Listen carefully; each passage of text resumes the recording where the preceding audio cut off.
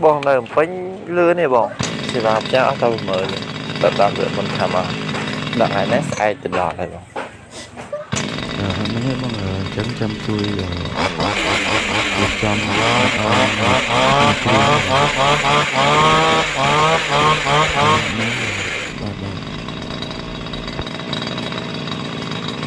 nó vô po cả hóm bọn និយាយទៅគឺមួយរយៈនេះគឺបងប្អូនយើងពេញចិត្តនឹងស្រឡាញ់តែពណ៌ក្រហមទេបងប្អូនបាទមិនដឹងថាជាយ៉ាងម៉េចបងមួយណាក៏មកពណ៌ក្រហមមួយណាមកក៏ពណ៌ក្រហមមកភាពពណ៌ក្រហមនេះតាក់ទាញមែនតើបងប្អូនបាទ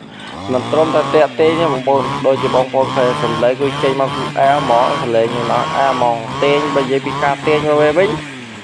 ខ្ញាក់ក៏ឆេះដែរបងប្អូនបាទគឺធូរទាញតែម្ដងដោយបងប្អូនឃើញហើយឥឡូវនេះគឺខ្ញុំក៏ចាប់ផ្ដើមរៀបចំផ្ញើវិខ្ចប់ផ្ញើចេញឲ្យគាត់អញ្ចឹងណាបងប្អូនបាទដោយបងប្អូនស្ដាប់ពីខាងលើមកអញ្ចឹងគឺបងប្រុសគាត់នៅខេត្តភ្នំពេញបាទអញ្ចឹង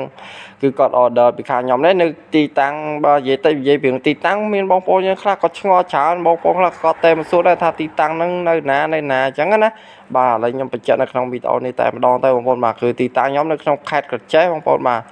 សម្រាប់អ្នកនៅក្នុងខេត្តកញ្ចេះក៏អាចកំងបានដែរហើយបងប្អូនយើងនៅខេត្តផ្សេងក៏អាចកំងបានដែរតែគាត់ណាសេវាអស់ 15000 បងប្អូនបាទនៅក្នុងខេត្តយើងសេវាយ៉ាងធូរបងប្អូនបាទអ្នកខេត្តកញ្ចេះដូចគ្នា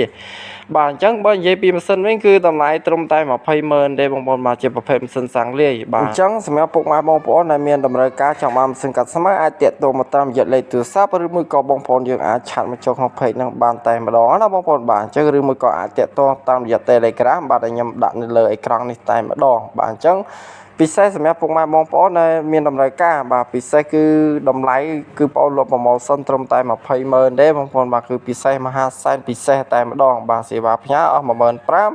ស៊ីន 200,000 បងប្អូនបាទអញ្ចឹងគឺអែមផ្ញើគ្រប់ខេត្តក្រុងទាំងអស់ឲ្យបងប្អូនមានតម្រូវការថា